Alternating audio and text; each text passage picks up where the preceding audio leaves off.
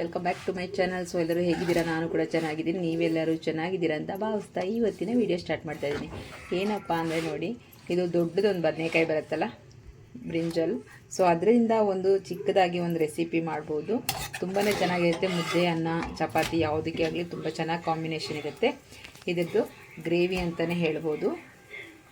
ತುಂಬ ಚೆನ್ನಾಗಿರುತ್ತೆ. ಇದನ್ನು ಮಾಡೋ ರೆಸಿಪಿ ಹೇಗೆ ಅಂತ ಬನ್ನಿ ನೋಡೋಣ. ಈಗ ನೋಡಿ, ಈ ರೀತಿ ದಪ್ಪ ಒಂದೆರಡು ಬದನೆಕಾಯಿ ತೊಗೊಂಡಿದ್ದೀನಿ. ಇಷ್ಟು ಚೆನ್ನಾಗಿರಬೇಕು, ಫ್ರೆಶ್ ಆಗಿರೋ ಬದನೆಕಾಯಿಗಳು. ಸೊ ಇದನ್ನು ಈಗ ಸುಡಬೇಕು. ಇದನ್ನು ಈ ರೀತಿ ಒಂದು ಯಾವ್ದಾದ್ರು ಏನು ಗ್ರಿಲ್ ಅಂತ ಹೇಳ್ತೀವಲ್ಲ, ಇದನ್ನು ಇಟ್ಕೊಂಡು ಸುಡಬೇಕು. ಎರಡು ಬದನೆಕಾಯಿನೂ ನೀಟಾಗಿ ಸುಟ್ಕೋಬೇಕು. ಸೊ ದಪ್ಪ ಇರೋ, ತುಂಬ ದಪ್ಪ ಇದೆಯಲ್ಲ, ಒಂದೊಂದನ್ನೇ ನೀಟಾಗಿ ಸುಟ್ಕೊಳ್ಳೋಣ. ನೋಡಿ, ಇವಾಗ ಇಷ್ಟನ್ನ ನಾವು ಸುಟ್ಕೋಬೇಕಾಗುತ್ತೆ, ಫುಲ್ ಸುಡಬೇಕು. ಸೊ ಇವಾಗ ಇದನ್ನು ತೆಕ್ಕೊಂಡು ಸುಟ್ಟಾಗಿದೆ. ಇವಾಗ ತೆಗೆದು ಸಿಪ್ಪೆದು ಬಿಡಿಸೋಣ.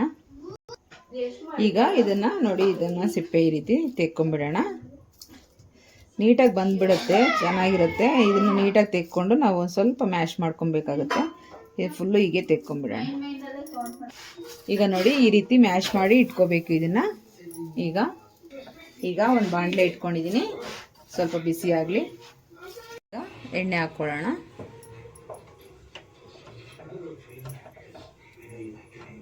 ಈಗ ಸ್ವಲ್ಪ ಸಾಸಿವೆ ಹಾಕ್ಕೊಳ್ಳೋಣ, ಸ್ವಲ್ಪ ಜೀರಿಗೆ, ಈಗ ಸ್ವಲ್ಪ ಹಸಿಮೆಣಸಿನ್ಕಾಯಿ ಹಾಕ್ಕೊಳ್ಳೋಣ. ಈಗ ನಾನಿಲ್ಲಿ ಒಂದು ದೊಡ್ಡ ಸೈಜಲ್ಲಿ ಒಂದು 4 ಈರುಳ್ಳಿ ಕಟ್ ಮಾಡ್ಕೊಂಡಿದ್ದೀನಿ. ಸ್ವಲ್ಪ ಜಾಸ್ತಿ ಗ್ರೇವಿ ಬೇಕು ಅಂದರೆ ಜಾಸ್ತಿ ಈರುಳ್ಳಿನೇ ಹಾಕ್ಕೋಬೇಕು. ನೀವು ಕಮ್ಮಿ ಕ್ವಾಂಟಿಟಿಯಲ್ಲಿ ಮಾಡ್ತಿದ್ರೆ ಕಮ್ಮಿಯಾಗಿ ಹಾಕ್ಕೊಳ್ಳಿ.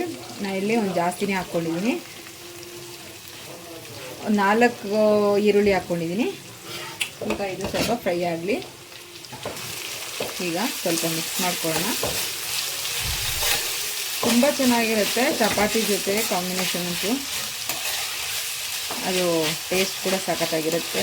ಯಾವಾಗಲೂ ಪಲ್ಯಗಳು ಅದು ಇದು ಮಾಡ್ತಾ ಇರ್ತೀವಲ್ಲ, ಈ ರೀತಿ ಮಾಡ್ಕೊಂಡ್ರೆ ಒಂದ್ಸಲಿ ಮಾಡ್ಕೊಂಡು ನೋಡಿ, ಒಂದ್ಸಲಿ ಗೊತ್ತಾಗುತ್ತೆ. ಈಗ ಸ್ವಲ್ಪ ಕರಿಬೇವು ಹಾಕ್ಕೊಳ್ಳೋಣ.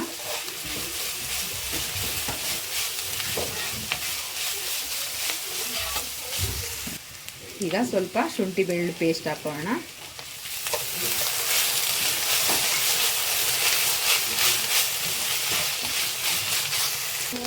ಈಗ ಇನ್ನು ಸ್ವಲ್ಪ ಅರಿಶಿನ ಪುಡಿ ಹಾಕೋಣ. ಈಗ ಒಂದು 4 ಟೊಮೆಟೊ ಕಟ್ ಮಾಡಿ ಇಟ್ಕೊಂಡಿದ್ದೀನಿ. ಈ ರೀತಿ ನೀವು ನಾಟಿ ಆದರೂ ಹಾಕ್ಕೋಬೋದು, ಫಾರ್ಮ್ ಆದರೂ ಹಾಕ್ಕೋಬೋದು. ಈಗ ಚೆನ್ನಾಗಿ ಮಿಕ್ಸ್ ಮಾಡ್ಕೊಳ್ಳೋಣ. ಈಗ ಸ್ವಲ್ಪ ಸಾಲ್ಟನ್ನು ಹಾಕ್ಕೊಳ್ಳೋಣ. ಟೊಮೆಟೊ ಬೇಗ ಸಾಫ್ಟ್ ಆಗುತ್ತೆ. ನಿಮಗೆ ರುಚಿಗೆ ಎಷ್ಟು ಬೇಕೋ ಅಷ್ಟು ನೋಡಿಕೊಂಡು ಸೇರಿಸ್ಕೊಳ್ಳಿ. ಈಗ ಪ್ಲೇಟ್ನ ಮುಚ್ಚಿ ಒಂದು 2 ನಿಮಿಷ ಬಾಯ್ಲ್ ಮಾಡ್ಕೊಳ್ಳೋಣ. ಸ್ವಲ್ಪ ಟೊಮೆಟೊ ಎಲ್ಲ ಸಾಫ್ಟ್ ಆಗುತ್ತೆ. ಸ್ವಲ್ಪ ಖಾರದ ಪುಡಿ ಸೇರಿಸ್ಕೊಳ್ಳೋಣ. ಆಲ್ರೆಡಿ ಸ್ವಲ್ಪ ಮೆಣಸಿನ್ಕಾಯಿ ಹಾಕ್ಕೊಂಡಿದ್ದೀವಿ, ಆದರೂ ಸ್ವಲ್ಪ ಖಾರ ಬೇಕು. ಈಗ ಸ್ವಲ್ಪ ಗರಂ ಮಸಾಲ, ಈಗ ಸ್ವಲ್ಪ ಧನಿಯಾ ಪೌಡ್ರನ್ನ ಸೇರಿಸ್ಕೊಳ್ಳೋಣ. ಎಲ್ಲ ಒಂದೊಂದು ಟೇಬಲ್ ಸ್ಪೂನ್ ಅಷ್ಟು. ಈಗ ಮಿಕ್ಸ್ ಮಾಡ್ಕೊತೋಗೋಣ.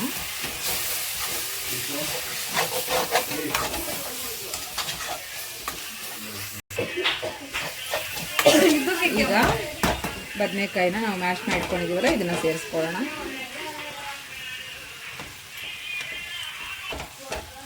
ಈಗ ಚೆನ್ನಾಗಿ ಮಿಕ್ಸ್ ಮಾಡ್ಕೊಳ್ಳೋಣ. ಮನೆಯಲ್ಲಿ ಜನ ಇದ್ದಾಗ ಏನನ್ನು ಮಾಡೋಕ್ಕೆ ಹೋಗಬಾರ್ದು, ಅಷ್ಟು ಗಲಾಟೆ ಇರುತ್ತೆ. ಈಗ ಚೆನ್ನಾಗಿ ಮಿಕ್ಸ್ ಮಾಡ್ಕೊಂಡಾಗಿದೆ. ಇವಾಗ ಇದಕ್ಕೆ ನೀರು ಎಷ್ಟು ಬೇಕೋ ಅಷ್ಟು ಸೇರಿಸ್ಕೊಳ್ಳಿ.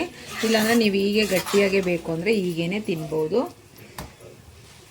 ಸೊ ನಾನಿಲ್ಲಿ 1 ಗ್ಲಾಸಷ್ಟು ನೀರು ಸೇರಿಸ್ತಾ ಇದ್ದೀನಿ. ನಮಗೆ ಕ್ವಾಂಟಿಟಿ ಸ್ವಲ್ಪ ಜಾಸ್ತಿ ಬೇಕು, ಹಾಗಾಗಿ ಚೆನ್ನಾಗಿ ಮಿಕ್ಸ್ ಮಾಡ್ಕೊಳ್ಳೋಣ. ಈಗ ಸ್ವಲ್ಪ ಕೊತ್ತಂಬರಿ ಸೊಪ್ಪು, ಒಂದು ಸ್ವಲ್ಪ ಕುದಿ ಬಂದರೆ ಸಾಕು ಚೆನ್ನಾಗಿ. ಈಗ ರೆಡಿಯಾಗಿದೆ. ಇದಕ್ಕೆ ಮೇಲ್ಗಡೆ ಸ್ವಲ್ಪ ಈರುಳ್ಳಿ ಹಾಕ್ಕೊಳ್ಳೋಣ.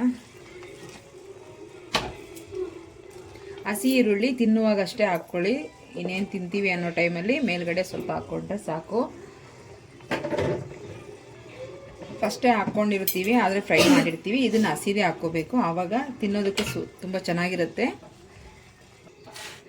ಈಗ ರೆಡಿ ಆಯಿತು. ಪ್ಲೇಟ್ಗೆ ಚಪಾತಿ ಜೊತೆಗೆ ಸರ್ವ್ ಮಾಡ್ತಾಯಿದ್ದೀನಿ. ನೋಡಿ ಎಷ್ಟು ಚೆನ್ನಾಗಿದೆ.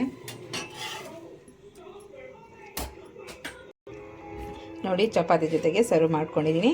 ಇದು ರೈಸ್ಗೆ, ಮುದ್ದೆಗೆ, ಬಿಸಿ ಬಿಸಿ ಮುದ್ದೆಗೆ ಹಾಗೆ ರೈಸ್ಗೆ ತುಂಬಾ ಚೆನ್ನಾಗಿರುತ್ತೆ ಕಾಂಬಿನೇಷನ್ನು.